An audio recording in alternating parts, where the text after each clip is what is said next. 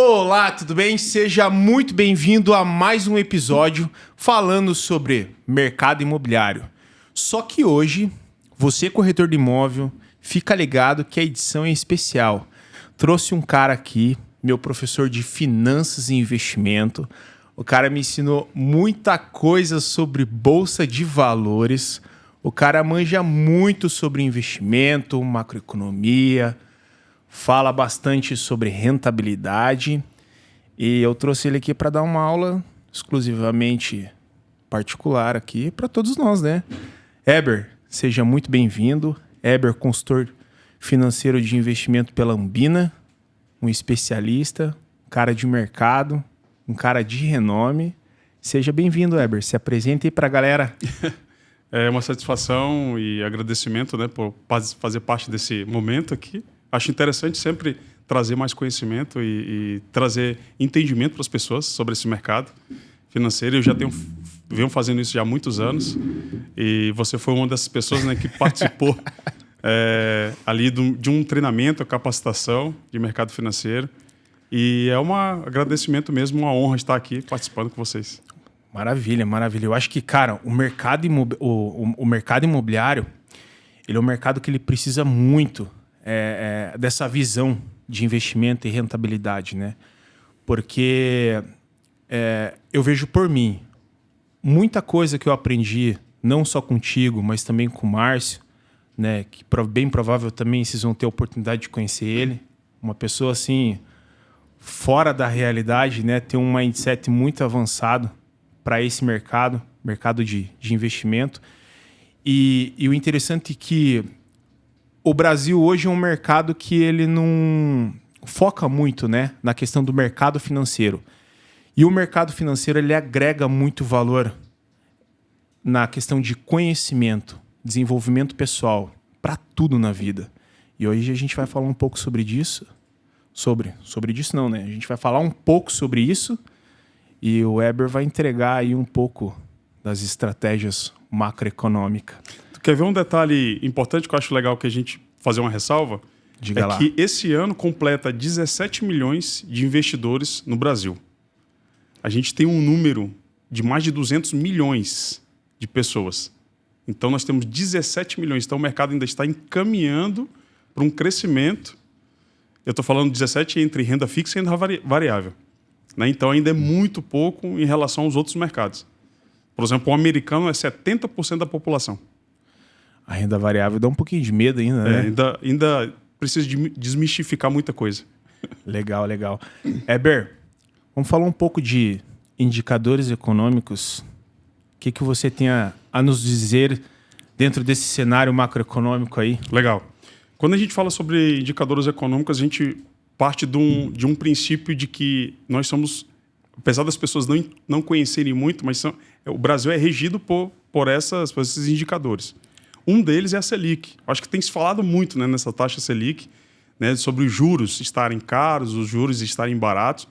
Eu acho que as pessoas estão percebendo isso agora com mais informação, né, que o mais acesso, né, à internet está dando mais entendimento às pessoas em relação aos juros. E os juros impactam no bolso. Então, quando impactam no bolso, as pessoas procuram buscar entender melhor. Né? Então, a nossa Selic, a taxa de juros hoje, ela é um pouco alta para os padrões normais. É tanto que as pessoas estão sentindo e o poder de compra delas está um pouco mais caro. Né? E quando isso acontece, todo mundo vai sentindo. Né? Então, a gente entende que na perspectiva, né, dos governadores, né, e das pessoas envolvidas, o presidente do Banco Central, por exemplo, que tem essa missão, né, e a gente hoje tem uma reunião hoje para mais um corte, provavelmente, da taxa Selic. Né? Para quem não sabe, a taxa Selic hoje é 12,25. Então ela hoje aqui no Brasil e nós temos lá fora nos também, Estados né? Unidos também às 16 horas. A gente está gravando aqui, mas às 16 horas nós temos anúncio. Provavelmente você já vai estar vendo, já vai ter acontecido isso aí, né? Mas eu ainda não posso afirmar porque ainda vai ser divulgado, tanto lá fora como aqui no Brasil, né? E provavelmente sai de 12,25 para 11,75. Né? E esse corte é bom para quê? Porque o dinheiro vai ficar mais, queira ou não, fica mais barato. Para quem toma empréstimo, para quem faz financiamento. Para quem quer investir em Para imóvel. quem quer investir em imóvel, por exemplo, é um entendimento aí muito bom esse corte. É como se fosse assim, né? Comprar financiamento. É um pouco dessa leitura, né? Porque você é mais barato. Sim, Né? sim. Então, é interessante todos saberem que caindo a taxa, tem um dinheiro um pouco mais barato do que nós temos antes dessas altas, né, que tiveram esse ano. Legal. Mas, ó, deixa eu só ressaltar uma questão aqui. Você, corretor de imóvel, que tem dificuldade de falar sobre finanças e investimento, pega um investidor na mesa, um cara que entende de dados, entende sobre bolsa de valores. Esse cenário aqui hoje que o Weber vai trazer, esse conteúdo aqui, é sensacional. Eu acho que assim, é conteúdo estratégico para você poder argumentar na mesa com... Se posicionar. Né? Se posicionar. Ó, se Tem, posicionar, né? Exatamente. Tem um poder aí, né? Quais são os relatórios aí, Weber, sobre projeções? Então, a gente entende... Focos e projeções, né? A gente entende que quando a taxa... a gente tem alguns cenários, quando aumenta o aumento da taxa e a baixa da taxa. Então, tu pode pensar assim, então quer dizer que a nossa vida economicamente se baseia na taxa?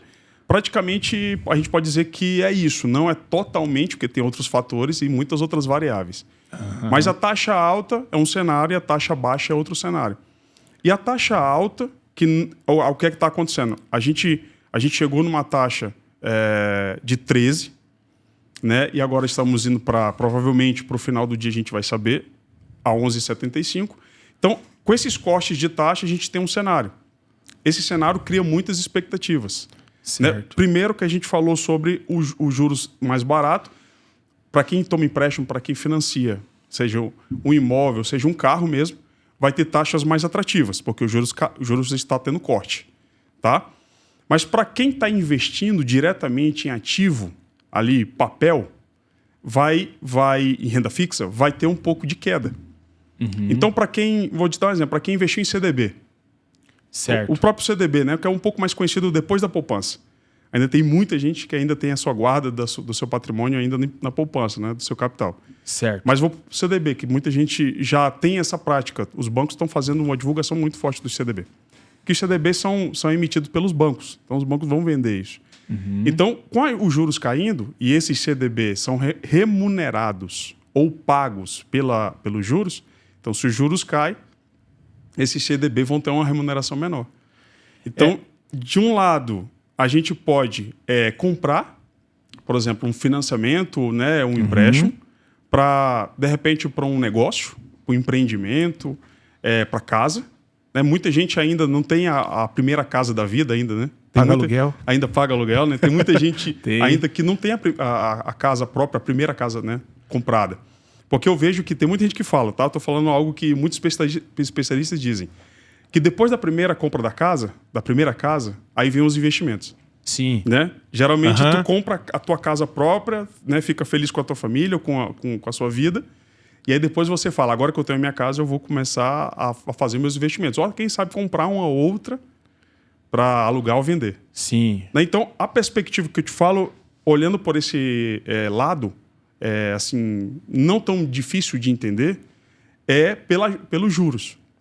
Tá? Então, quanto mais corte nós tivermos, nós estamos já no final do ano, final do mês, e temos um último corte agora, que vai acontecer. Que vai cair um pouquinho mais. Vai cair um pouco mais, que a gente fala 0,50 pontos.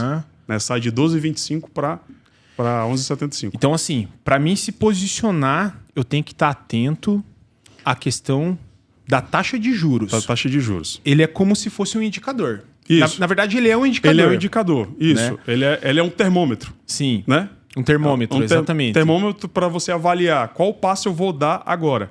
Né? Então, eu vou dar um passo para compra ou vou dar um passo para esperar mais um pouco para que eu possa, de repente, adquirir um imóvel ou investir, seja lá num título, um papel, nesse de renda fixa. Certo. Então, são os dois lados que a gente tem que observar. É como se nós estivéssemos se posicionando diante de um cenário. Isso.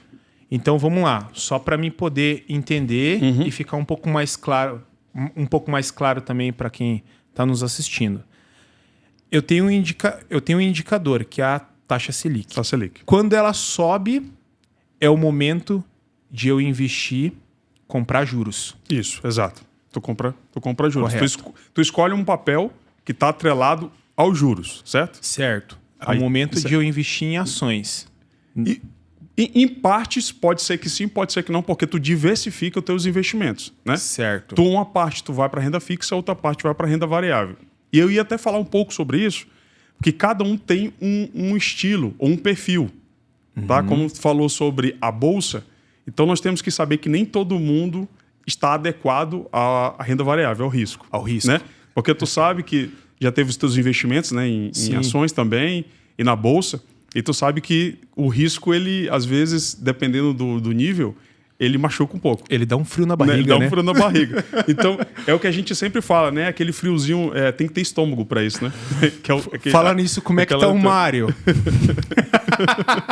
Pois é, a gente tem um amigo, né, que faz essas aventuras aí, né? Faz. De vez em quando, que fez parte da nossa, da mesma turma, né? Que a nossa convivência, né? Então, só pra gente ver que nem todo mundo tem perfil para renda variável ou para bolsa. Certo. Tem gente que só tem para renda fixa. É por isso que tem a poupança ainda, queira ou não, ainda é muito utilizada. Né? Porque fica aquela dificuldade de entendimento de avançar da poupança para frente. Né? Então, no final, eu não entendo nada, vou ficar na poupança. Fica mais ou menos isso. Mas é claro que tem muitos outros investimentos bem mais atrativos, tu conheceu alguns deles. Sim. Então, os juros altos, o que acontece? Tu pode ir para renda fixa. Tá?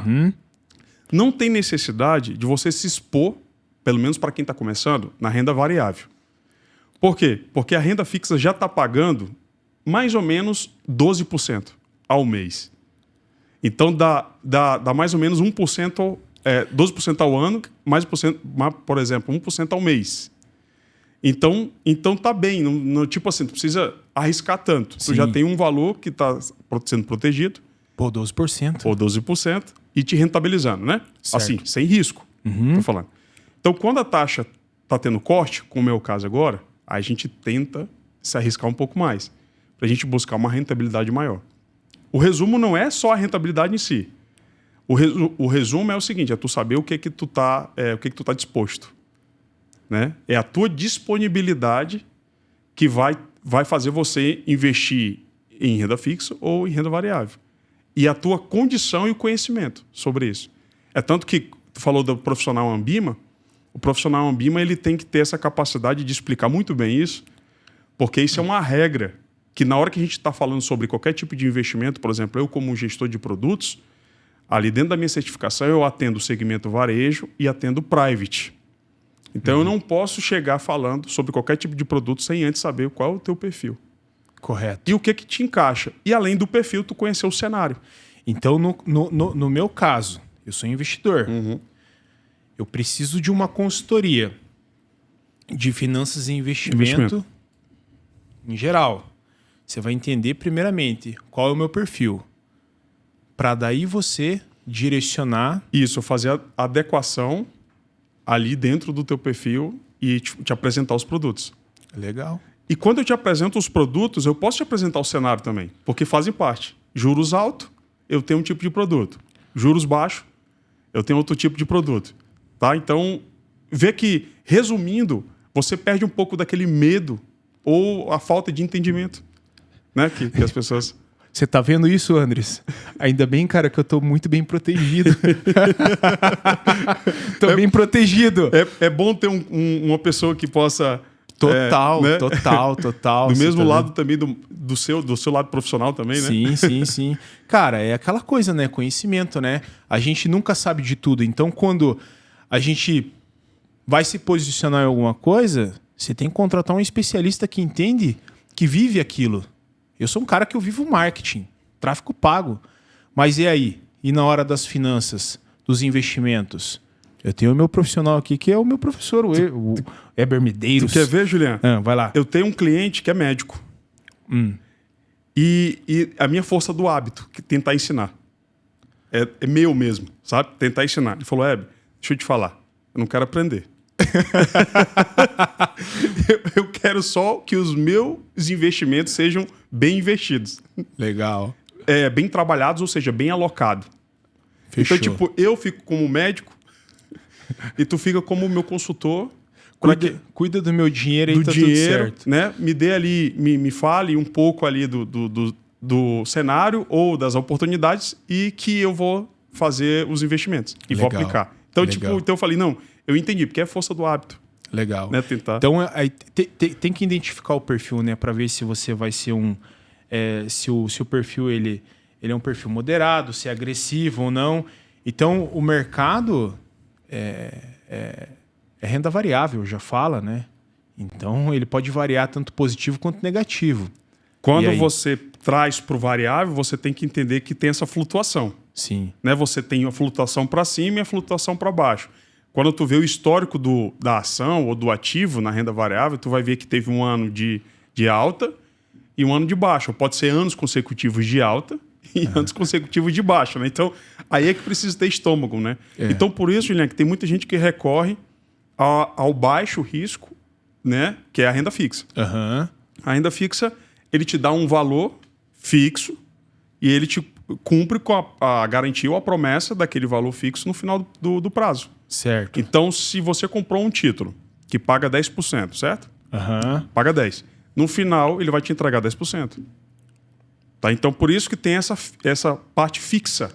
Ele fixa uma rentabilidade para você. Quando o risco é baixo, né? Quando o risco é baixo, né? No caso, 10%. Quando o risco é alto e tu precisa e tu quer receber mais do que aqueles 10% ali, não está satisfeito, porque tem muita gente que também não... tem que ter opções, né? Sim. Tem uns que 10 está bom, né? E tem outros que 10 não é suficiente. Sim, sim. Então, provavelmente, se ele for, por exemplo, acima de uma Selic, de repente, ele tem que pôr uma renda variável. E aí a renda variável pode pagar. Vou te dar um exemplo básico aqui. O S&P, por exemplo, americano, que é onde o mundo usa como termômetro das principais ações do mundo. Por exemplo, a S&P está fechando aí mais ou menos, a gente não tem o término do mês, mas está pagando mais ou menos 18%. Ou seja, se alguém não está satisfeito com a Selic, só o fato do valor da Selic, então teria que ir para uma renda variável. E essa renda variável chegou a 18%. O ano não acabou. Mas aí já é mais... É agressivo, né? Mas é agressivo. Porque não começou assim o início do ano, né? Eu estou falando 18, mas a gente não sabe como... Eu não tenho como mostrar aqui como que foi janeiro, fevereiro, março. Não, é melhor mesmo comprar... Melhor mesmo é comprar juros, financiamento, Isso, imóvel. Você só fixa ali naquele título, né? Naquele indexador, que a gente chama de indexador, que é o termômetro, e aí está tudo resolvido. Se for assim para pensar, e aí é onde precisa de um consultor, de um especialista, de um profissional.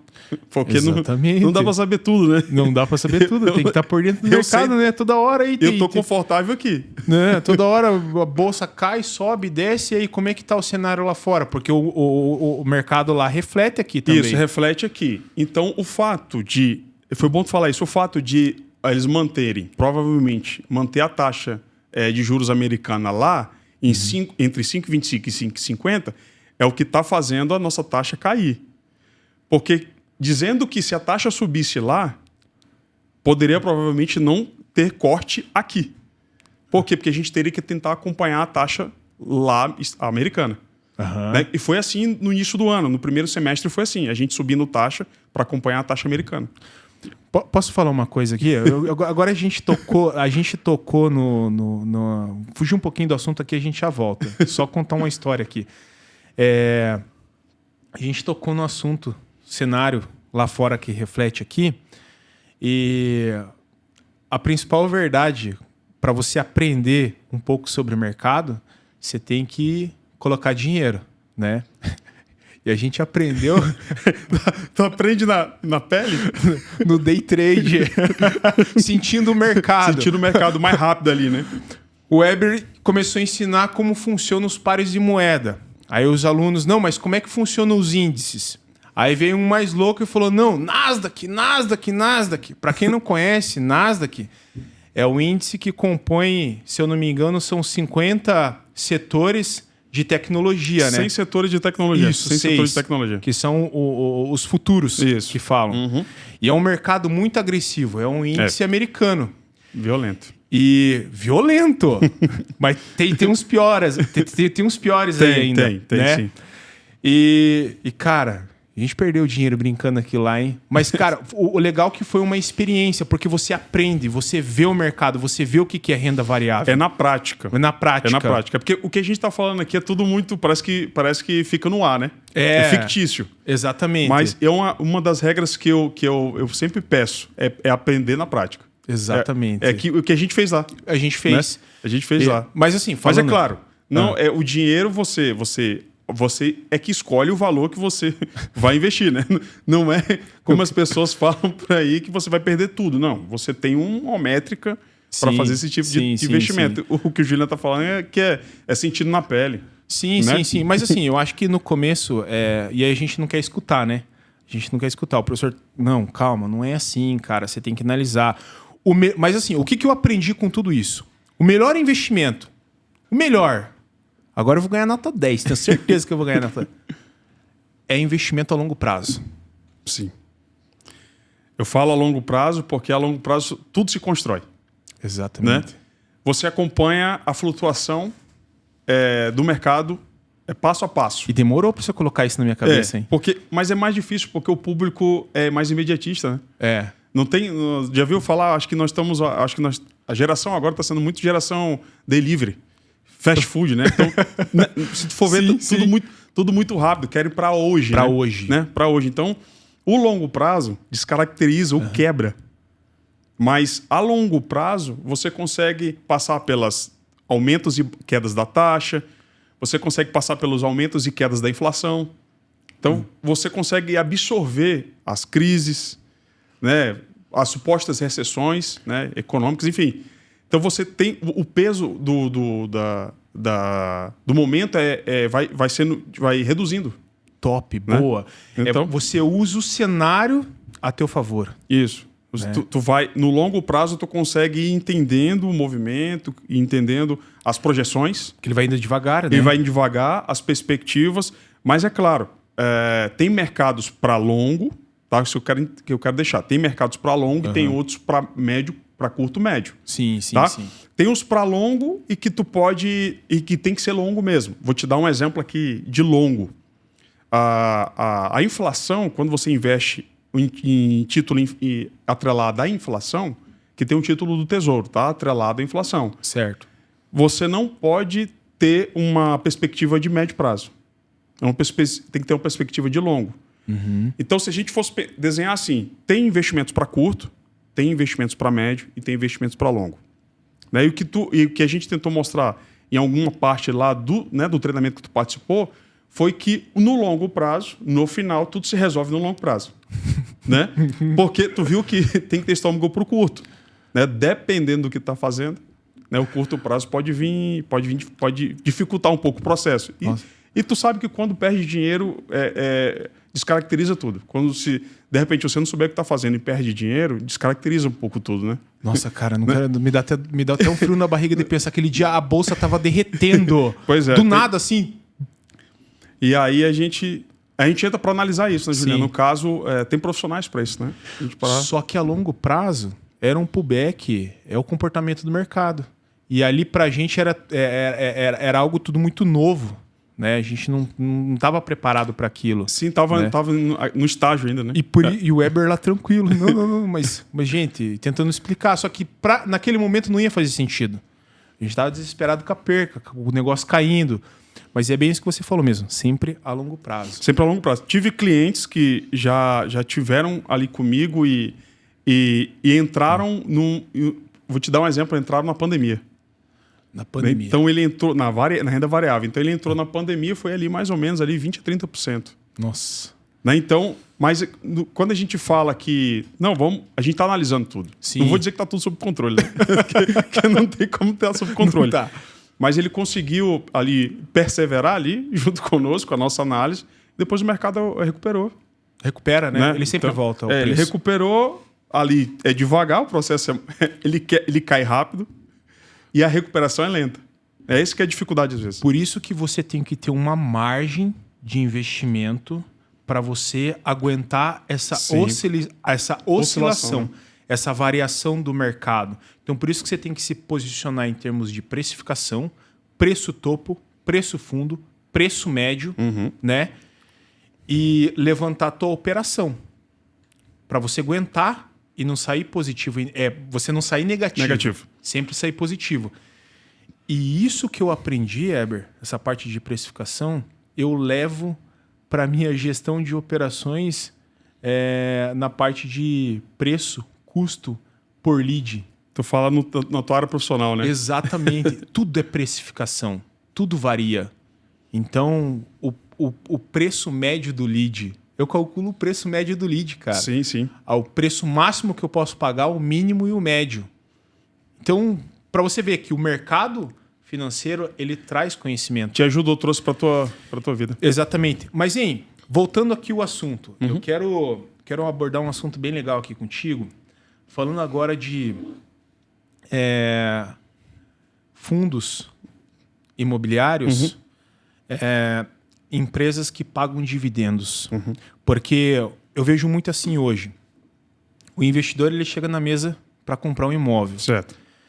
E o imóvel, muitas das vezes, ele não tem liquidez, né? Mas ele está acompanhando a taxa de juros do mercado. Isso. Certo? Exato. Mas ele fala assim, não, mas se eu investir nos fundos, eu tenho liquidez, tenho rentabilidade e tenho dividendos. Certo. O que você tem a dizer a tendência do mercado agora em relação a isso? Certo. Toda vez que eu vou tratar desse assunto, eu nunca descaracterizo um e descaracterizo o outro. Ou desclassifico um e classifico o outro. Para um é bom... Para um é bom... Vai depender do investidor. Vai depender do investidor, certo. Da análise, do conhecimento. É muito importante o conhecimento que tu tem de mercado. Às vezes a gente pensa assim, é muito difícil ter esse entendimento. Né? Às vezes as pessoas procuram, Julián, imóvel, ter aquisição do imóvel físico por ser mais fácil. O entendimento ou a compreensão. Mas isso tem uma história que é contada, tá? Antigamente, a aposentadoria, bem antigamente, a aposentadoria era como? Era a compra de um terreno. E essa compra de terreno servia para ele ou servia para a geração dele, como forma de investir. Então, era mais fácil esse tipo de entendimento do que os investimentos em ativos ou esse mercado financeiro, que tem uns termos mais difíceis. Então, ele sempre, geralmente, a gente tende a ir mais pelo mais fácil. O que é o mais fácil para o brasileiro? Poupança. Vou investir... Toda a vida. Né? Invisto em poupança, não é mais ou menos assim? Sim. E o que é mais fácil entre o imóvel físico e um fundo imobiliário? O imóvel físico. Por quê? Porque o imóvel físico tá entre gerações. Aqui, a compra de um terreno, a compra de um imóvel, o aluguel. Né? Tu pode ver que se fala mais sobre isso. Quando eu falo sobre 17 milhões de investidores entre renda fixa e renda variável, eu não estou falando em investimento em imóvel físico. Estou falando título, papel, renda fixa e renda variável. Certo. Então, se a gente for fazer um cálculo, tem muito mais pessoas que um passa para o outro. Né? Compra um imóvel físico, é mais fácil, é mais rápido. E aí, quando tu falou sobre liquidez, a pessoa nem pensa sobre isso. Não pensa, né? Tipo assim, comprei um imóvel. Tem muita gente, né? Compra um imóvel sem muito entendimento e conhecimento. Hoje está até um pouco mais fácil. Hoje tem empresas que te auxiliam, né? Que te auxiliam a vender, que te auxiliam a alugar, né? Tá mais fácil. Mas antigamente era você e você. Você tinha que comprar, você tinha que alugar e você tinha que cobrar. Certo. Então, era muito mais difícil.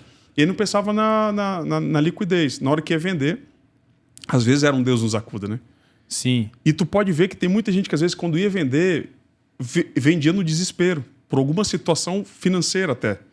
Às vezes, de um imóvel que recebeu do pai, por exemplo, né? E não conseguiu dar continuidade naquilo. Para ele era mais fácil, mas aí fica essa dificuldade, porque na hora que vai vender, não sabe o tempo ou o time certo ali, e aí vende por um preço bem abaixo do mercado. Aí é onde entra a liquidez, porque às vezes, quando não tem liquidez, tem oferta e demanda, pode ter gente que não queira comprar, mas quando tu baixa o preço, a oferta, aparece mais gente para comprar. Então, atrelado a isso, pode ser que tenha mais liquidez, porque o preço baixou. Boa. Mas o que acontece? O que acontece? Quando o preço baixa, tu perde.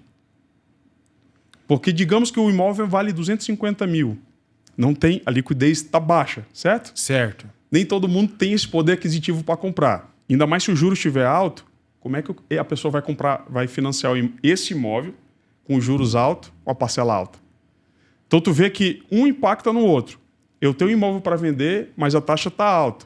Eu que quero comprar, eu não tenho dinheiro para pagar. Eu tenho que o quê? Financiar. Quando eu vou financiar, a taxa está alta. O que acontece? A parcela fica alta. Eu já não posso comprar. Então ele quer vender, mas não tem. Mas quando eu baixo de 250 para 150 mil, eu desvalorizo 100 mil. Nesse caso, tu já vai encontrar mais gente para comprar. Certo. Mesmo com a taxa estando alta. Por quê? Porque eu não vou perder essa oportunidade. Então, tu pode ver que é questão de cenário, oportunidade e momento. Então, por isso que eu não classifico e desclassifico o outro. Mas, voltando ali, o tempo das pessoas, esse entendimento era assim, eu vou gerar riqueza como? Comprando imóvel. Tu pode ver gente que tem aqui, mesmo em Curitiba, que tem muita gente que tem imóvel, passando de um para o outro, né? Que aí aumentando o capital. Mas falou por quê? tudo. Gerar riqueza comprando imóvel. Gerar riqueza comprando imóvel. Então, assim, você gera riqueza? Gera. Mas quando eu falei lá no começo, eu falei que você tem que ter o seu imóvel próprio. Exatamente. Né? Tudo bem. Tem pessoas que vão fazer o seguinte, não vão comprar imóvel, já vão comprar para investir. Tem esse tipo de pessoa, mas o público é menor. Por quê? Porque você tem que se satisfazer primeiro, tendo seu primeiro imóvel. Né? Entrar no imóvel, entender como é que é, sei lá, constituir família, enfim, da forma que seja avaliado isso, e aí você entrar. E aí depois você pensa, agora eu já realizei um dos sonhos. Se for perguntar para qualquer brasileiro, a maioria vai dizer assim, o meu sonho, o principal sonho, para quem não tem a casa própria. Exatamente. Né? Então, quando você tem essa parte da liquidez, você pode pensar que pode ser que sim, pode ser que não. Então, eu não classifico nem desclassifico. Mas é óbvio que você vai ter mais liquidez nos fundos imobiliários. Certo. Porque o fundo imobiliário não precisa de tudo isso. Eu tenho que ter o dinheiro para comprar, eu tenho que ter o dinheiro para investir, eu tenho que ter o dinheiro para cuidar, eu tenho que ter dinheiro para manter e, quem sabe, alugar ou vender. Já o fundo imobiliário, não. Você tem um fundo imobiliário mais barato que eu encontro aqui, R$10. Então, entre 250 mil e R$10 é mais barato. É mais barato. Tu entendeu? Então, eu vou investir num fundo de R$10. Entendi. Então, a liquidez depende. É claro que tem muito isso. E o fundo imobiliário, um dado interessante, são 200 milhões de negócios por dia em fundo imobiliário. Então, se você dizer que isso não é ter liquidez... Mas olha só, agora você trazendo isso, vai encaixar uma coisa aqui. Para você ver, cara, é interessante esse bate-papo, né? De trazer as duas visões ali. No cenário, no atual cenário, agora a gente está encerrando o ano e tudo mais, os dados estão vindo aí. Estão encerrando. Está encerrando, o mercado já começa a apontar uma tendência. Perspectiva para ano que vem. Exatamente. Então o cara, o investidor, ele pode continuar investindo em fundos e a tendência, agora com a taxa de juros... Os custos da taxa... Está favorável para ele financiar, para ele comprar o imóvel físico. Né? Conta um pouco para a gente aí, como é que está essa análise, né? Essa visão macro para o ano de 2024. O ano de 2024, o que a gente entende? A gente não falou, mas eu fui bancário. Minha vida inteira, praticamente. Boa, verdade. Né? Esqueci de falar esse detalhe.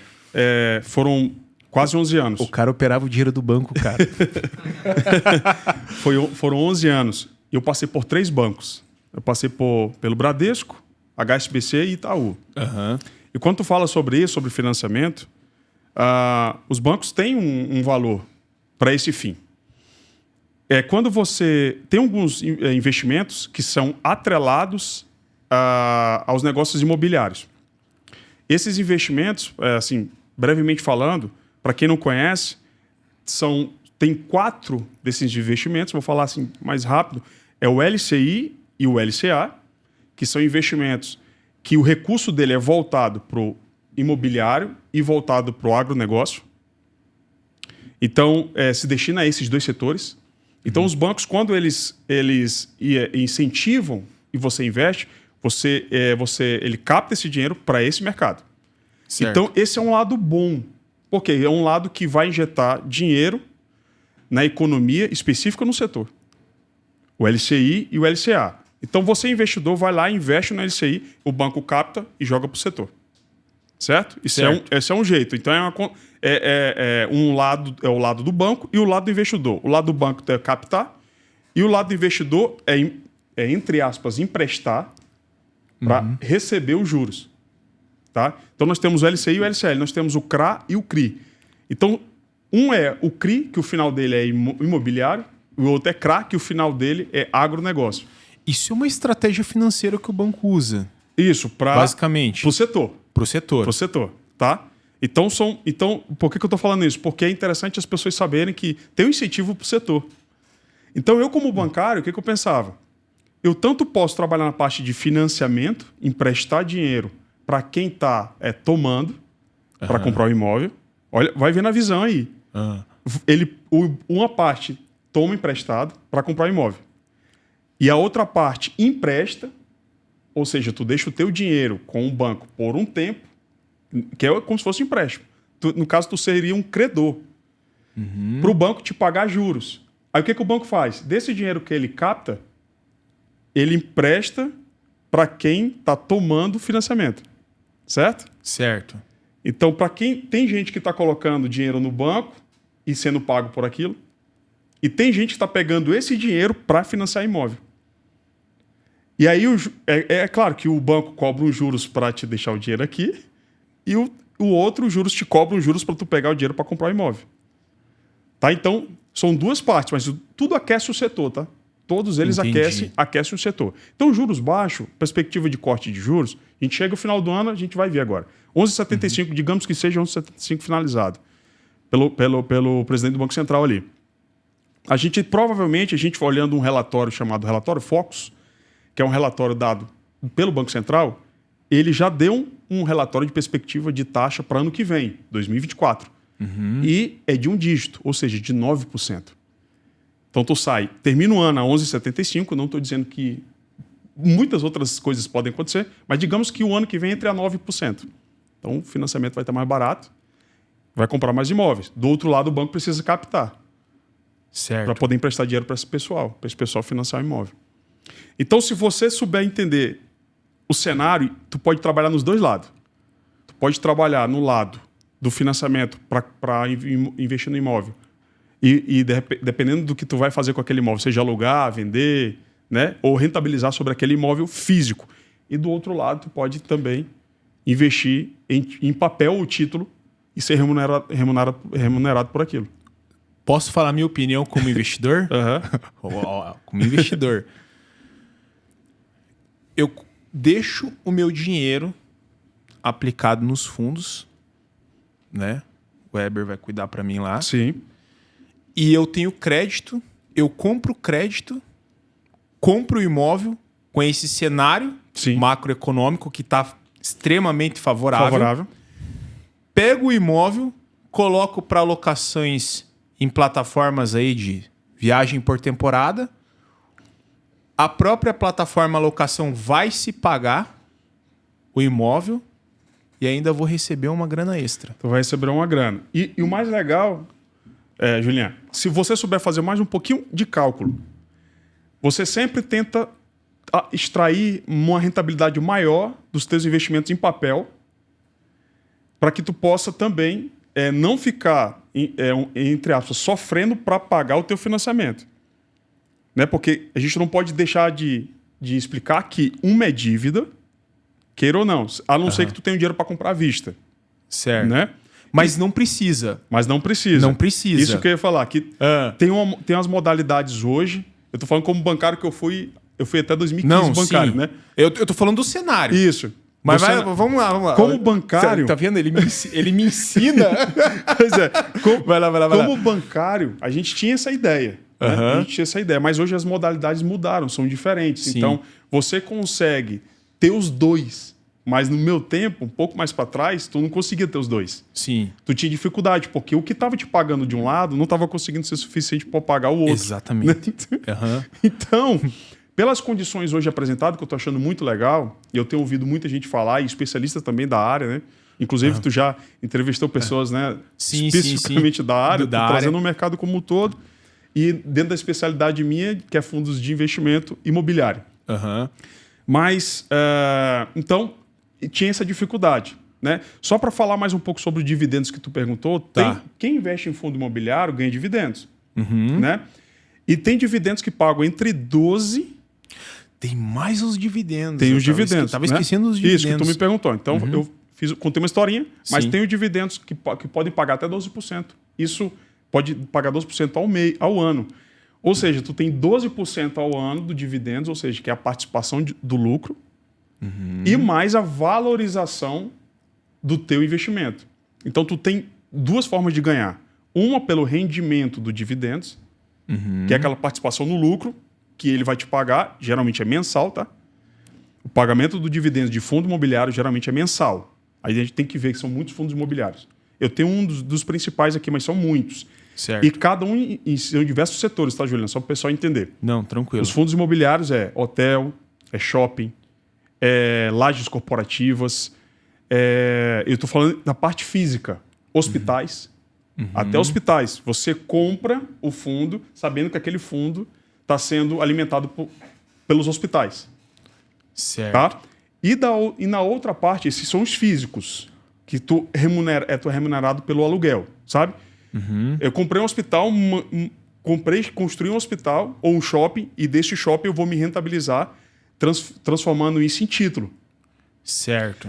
Vamos supor que seja um shopping, para ficar mais fácil de entender. Tá. Tu tem um shopping com 15 salas. Cada sala dessa paga um aluguel pro dono do shopping. Correto. Certo? Esse dono do shopping transforma esse shopping em título.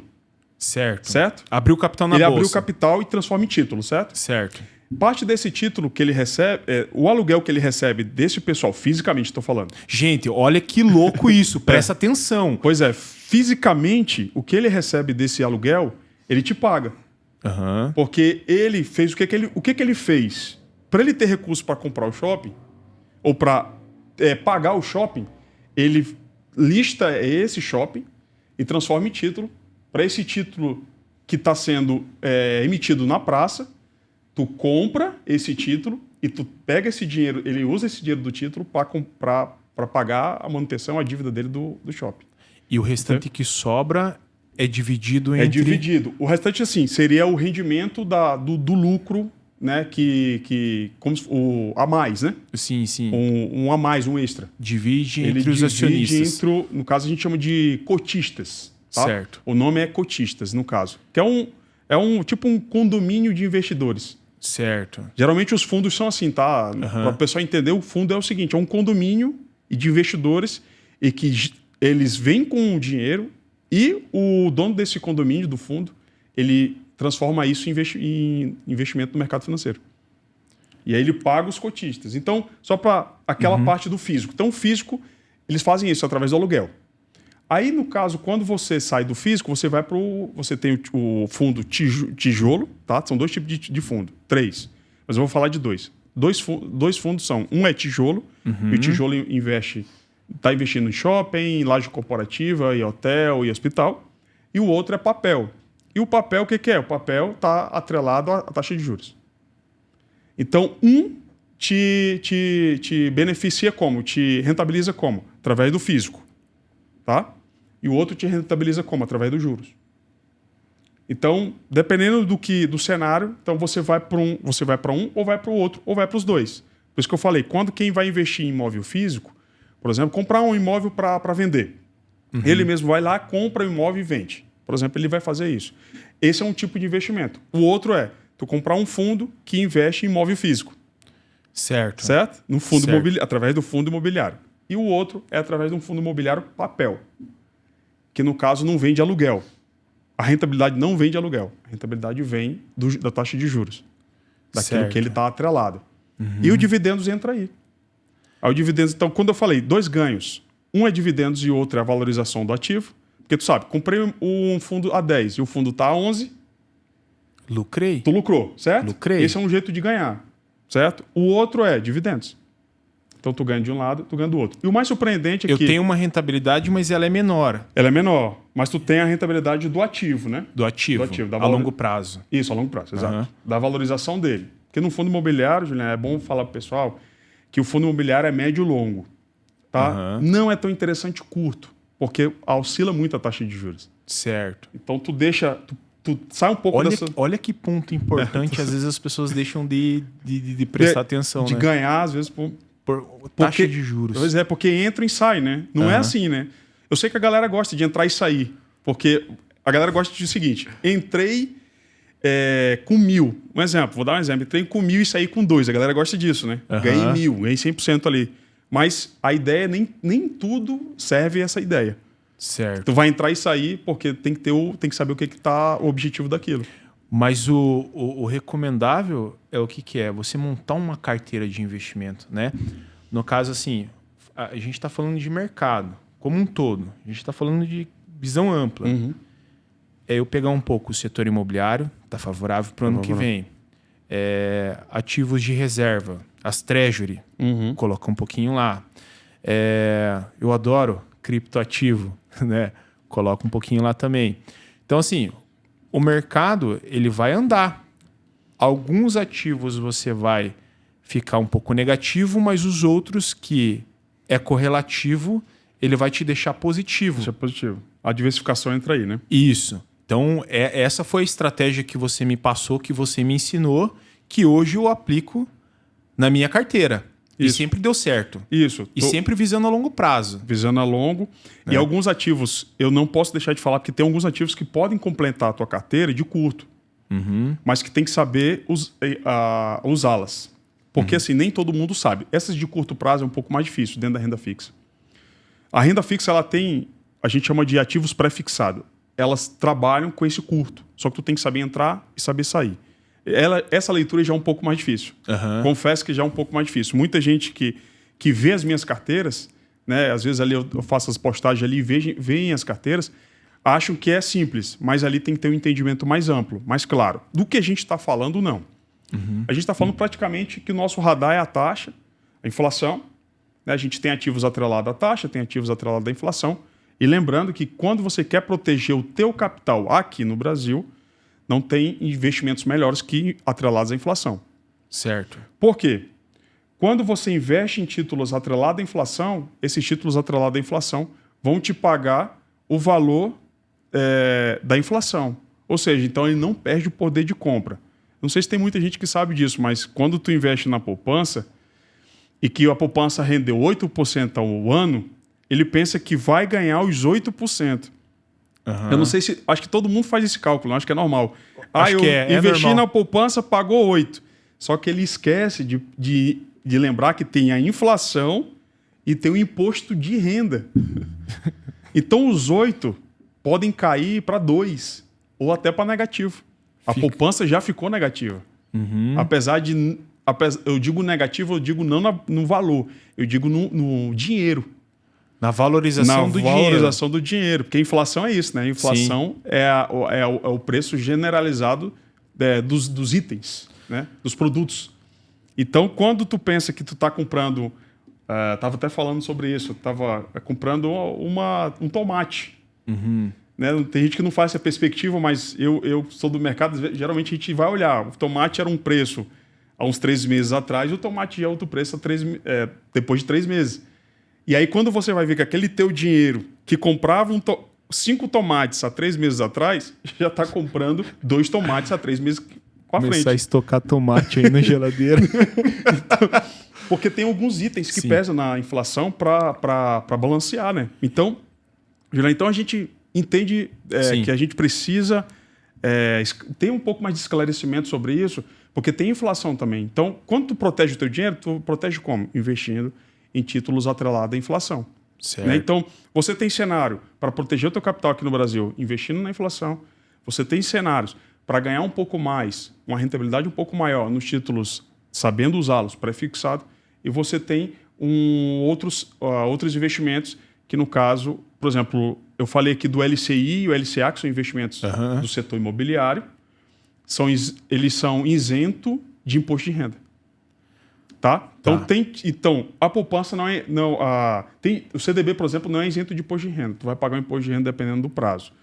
Mas o LCI, que no caso é a letra de crédito imobiliário, ele é isento de imposto de renda.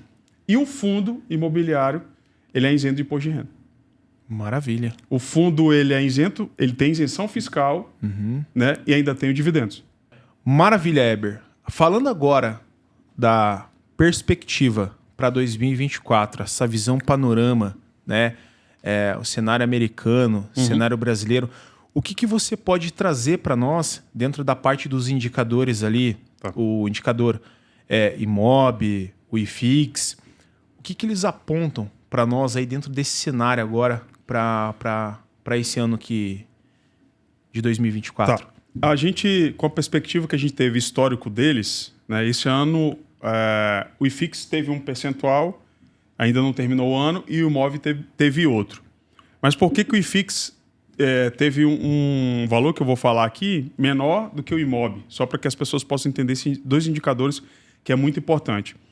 O IFIX ainda não fechou o mês, mas está ali em 11%, tá? No ano. Quando a gente fala em 11%, a gente fala todos os fundos imobiliários que nós falamos. E quando eu falo de fundo imobiliário, as pessoas podem pensar o seguinte: é só fundo de captação, de recurso na bolsa, no mercado financeiro. Não, quando eu falo de fundo, eu falo de um recurso, a gente falou sobre isso, que está sendo disponibilizado para as pessoas dentro do setor. Então, queira ou não, eles também aquecem o setor imobiliário e a economia, né? Porque você tem um giro de capital nos bancos, nas corretoras, enfim. Então, por isso que é muito importante, são dados muito importantes, que não fica só no investimento, mas fica para quem está buscando qualquer tipo de investimento na área, no setor imobiliário. Então, por isso que é muito importante. Então, o IFIX ficou a 11 e o IMOB fechou a 40. O IFIX, ele é diferente o desempenho dele com relação ao IMOB. Para quem não sabe, o IMOB é o indicador de empresas imobiliárias listadas na Bolsa. Tá? Então, a Bolsa, na reta final agora, ela teve uma evolução de outubro agora para dezembro, mas muito forte, de um percentual alto. Impactou nessas empresas que estão listadas na Bolsa, fazerem elas crescerem. Certo. Tá? Então, quando tu tem crescimento das empresas listadas na Bolsa, por mais que sejam listadas na Bolsa, né? Nem toda empresa tem capital aberto. Tem empresas aí, incorporadoras, enfim, e empreendimentos que não estão necessariamente listadas. Mas, queira ou não, elas não estão listadas, mas elas ganham. E ela segue a tendência do mercado. Elas seguem a tendência do mercado, certo? Elas são aquecidas por isso. Então, o que eu acho que é legal é esse incentivo para o setor. Então, o IMOB, por essa alta da Bolsa, ele teve essa alta relevante, que foi de 40%. Então, é uma alta muito alta, de 40% só para essas empresas listadas na Bolsa. Mas o que é legal é que a gente começa o ano de 2024 com uma certa tendência, com uma perspectiva. Eu não falo nem de tendência de curva, eu falo de tendência de expectativa humana. Ou seja, de humor ou sentimento das pessoas. Correto. Certo? Porque as pessoas elas são muito levadas pelo que elas sentem. É por isso que às vezes a gente erra pela empolgação. Né? A gente se empolga muito fácil, muito rápido. Então por isso que eu acho que essa empolgação vai ser boa. Porque vem junto com a taxa de juros. E o IFIX, na contrapartida, ele está a 11%, porque a taxa estava alta no início do ano. Foi 13,75%. Então agora a gente está chegando a 11,75. Então tem uma diminuição drástica, um corte drástico de um valor para o outro no final do ano. E o IFIX sofre com isso. Que taxa, a gente explicou no início que taxa alta não é bom para o imóvel físico. Tá? Certo. Mas aí com os cortes agora vai começar a ficar bom o incentivo da economia e o incentivo dos setores. Então o que eu quero falar é o seguinte: está tendo incentivo, vai ter incentivo, corte da taxa, empréstimo e financiamento, boas perspectivas para empreendimento, né, imobiliário em qualquer setor. Por exemplo, comprei um imóvel e eu estou vendo muito isso ali no meu bairro e alguns outros lugares que eu participei, tem muita gente criando salas comerciais. Por quê? Porque quando salas comerciais são negociadas, são criadas aí no centro da cidade ou em alguns outros bairros ali mais conhecidos, quando imóveis estão sendo levantados, quando lotes estão crescendo ou sendo vendidos, né? de diferentes modalidades, é porque o mercado está aquecendo. Ou seja, a perspectiva das pessoas e do mercado está sendo boa ou favorável. Então, quando você vai atrelado a isso, você pensa o seguinte: eu consigo investir no imóvel físico e consigo comprar um imóvel para usar ele para alugar, usar ele para uma temporada, né? Usar ele para venda, de repente também, deixar valorizar um pouco. Todo mundo tem que saber o seguinte, que a valorização está tanto no tempo, falando de imóvel físico, quando você compra para investir nesse imóvel, para ter uma rentabilidade dele. Quando você compra um imóvel físico para isso, para esse fim, a rentabilidade não é imediata. Lembrando isso. Uhum. Todo mundo pode pensar assim, comprei um imóvel, porque é uma tradição cultural brasileira, tá? Uhum. Em vez de investir em papel ou título, comprei imóvel. Segurança, né? Segurança, né? Uhum. A geração de riqueza ainda está nisso. Queira ou não, ainda está nisso. E tu quer ver um conforto, uma proteção do brasileiro, não é ativo de commodity que a gente fala no mercado financeiro, ativo como ouro, como dólar. É imóvel. É imóvel. Então por que eu vou sair desse patamar, desse padrão, e ir tão longe, se eu sei que uma das perspectivas e da cultura brasileira é o imóvel? Isso é tradicional. Eu vou pelo tradicional. Claro, eu não estou querendo falar que sempre o tradicional é melhor. Mas para começar, o tradicional é uma porta aberta. Tem gente que nem começa e já começa a falar um monte de simulação, dando um monte de opção, um monte de ideia. Não, começa com o tradicional.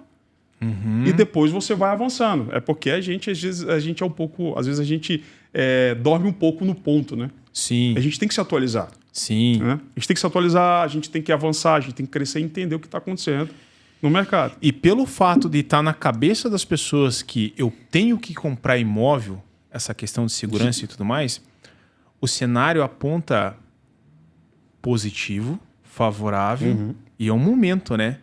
Da gente aproveitar e surfar nessa onda. E surfar. Porque eu gosto de falar muito, a gente tem que aproveitar o momento. Uhum. Né? Então, o momento, se você tiver uma condição, capital, recurso, você tem que estar em todas essas oportunidades. Né? Não só na construção, no físico, no tijolo, mas você também procurar as oportunidades nos fundos imobiliários, por exemplo. Porque, assim, o físico tem alguns custos normais que tu já tem que colocar dentro do teu ganho, né? Uhum. Os custos desse imóvel físico, porque ele tem imposto. E, em contrapartida, a gente tem um fundo que, de repente, mais barato e que não paga imposto e que tu ganha dividendos. E, no caso, com capital pequeno, tu consegue começar. Então, assim, para quem não tem a condição do físico, e eu volto a falar antes, não faça nada antes pensando sem, pelo menos, primeiro ter a tua moradia. Certo. Porque, às vezes, isso pode pesar. Tá? O aluguel, queira ou não, o aluguel, às vezes, é uma dívida. E, às vezes, tu imagina, tu não consegue conciliar a dívida com o investimento. É um pouco difícil conciliar isso. Porque, à medida que o teu investimento está te dando retorno e a tua dívida está tirando o teu capital, dá uma sensação de frustração. Sim. Tu tá colocando dinheiro, saco furado, e o dinheiro está caindo. Né? 0 a 0. 0 a 0. Acho que não tem muito sentido. Então, é por conta de entender mesmo as coisas. Então, você pode jogar dos dois lados. Portanto, que você já consiga construir algo bom na tua vida e tu não fique com dependências. Tá certo. Né? Não fique com dependências. Eu acho que agora é um momento de reflexão muito interessante para o final do ano. Tem muita gente agora. 2024 vai ser o ano da virada. Vai ser o ano da virada. O ano da virada. Cara, isso aqui confirmou hoje agora o que a gente gravou no podcast anterior ali com a Caliane. Eu acho que ela vai conseguir me vender um imóvel, velho. O cenário tá positivo. É isso aí. Heber, cara, eu quero agradecer imensamente a oportunidade de você ter vindo aqui hoje, né? Ter dado essa aula pra gente. Eu aproveitei muito bem, né, cara? Foi até rápido. Nossa, foi muito legal. Heber, quero agradecer a oportunidade hoje de estar aqui junto com você, né? Esse conhecimento que você trouxe para nós aqui. Agradeço de coração, agradeço a oportunidade mesmo de estar aqui com você. Boa. E deixa aí pra galera o teu Instagram, né? Os teus meios de comunicação, teu WhatsApp também, se você quiser, claro. Sim. Conhecimento sempre bom, né? Sim. Então, o pessoal precisar também de uma consultoria, algo nesse sentido aí, em termos de finanças e investimento, aí o pessoal pode procurar. Legal. Eu quero agradecer, né, imensamente a oportunidade Fiquei muito feliz por esse bate-papo. É enriquecedor para todos, né? Para mim, para você, para todos que vão estar assistindo e vão estar conosco. E, ao mesmo tempo, dizer que eu prezo por isso, pelo ensino, pela expansão do conhecimento. É o que eu tenho feito muito, né, nas minhas consultorias, com os meus clientes. Alguns clientes que não gostam muito, mas às vezes eu ainda insisto, né, com eles. E se você quiser me procurar, né, quiser saber mais, né, eu tenho a minha consultoria, que eu presto, né, já tem alguns anos e tem sido muito legal, muito bom. Tem sido satisfatório para mim e com certeza para as pessoas, porque vocês viram aqui que é interessante todo mundo ter esse entendimento aqui de mercado. E principalmente um profissional, né, um analista. Não só eu como profissional, mas como toda a classe de profissionais, é muito legal, é muito importante. Então, o meu Instagram é @ebmedeiros.investimentos. Esse é o meu Instagram. E eu tenho um canal no YouTube ali, né, para traders, quem quiser também tiver interesse. É o @imersãotrade, né, para quem tiver também interesse. E o meu telefone, vou deixar ler meu telefone, também é o DDD 41 99223 3014, tá? Então é isso que eu tenho para falar. E as perspectivas são as melhores aí para quem quiser conhecer e entender melhor e estar preparado para esse 2024, segue comigo. Quero agradecer você também que está nos assistindo. Se você gostou desse conteúdo, deixa o like, comenta, compartilha. Esse é o nosso último episódio da nossa primeira temporada. Fica ligado aí para as próximas temporadas do nosso podcast falando sobre mercado. E, Eber, deixa uma mensagem aí para os nossos investidores de plantão, os nossos corretores de plantão também. O próximo ano aí. Pô. Isso. Então, conhecimento nunca é demais, que eu posso falar, e investimento é construção. Mudança de hábito, de costume, quebra de paradigma. Eu acho que a construção é isso, dê o primeiro passo. Juliano, acredito que a gente tem que dar o primeiro passo, a gente tem que mudar um pouco a nossa cabeça, trazer mais entendimento, esclarecimento sobre isso, e que com certeza vocês vão ter bons resultados aí para o ano que vem, e a perspectiva é boa. Então, quando você tem boa perspectiva, o resultado com certeza é bom, né? Porque é o impacto disso, é o resultado do cenário, né? Para o ano que vem. Então, é construtivo. Então, comece construindo, nunca é tarde. Tá? Nunca é tarde. Tem pessoas que falam que é idade, já estou velho, não tem mais tempo e tal. Isso não existe. Comece hoje, plante a primeira semente e vai colher os frutos.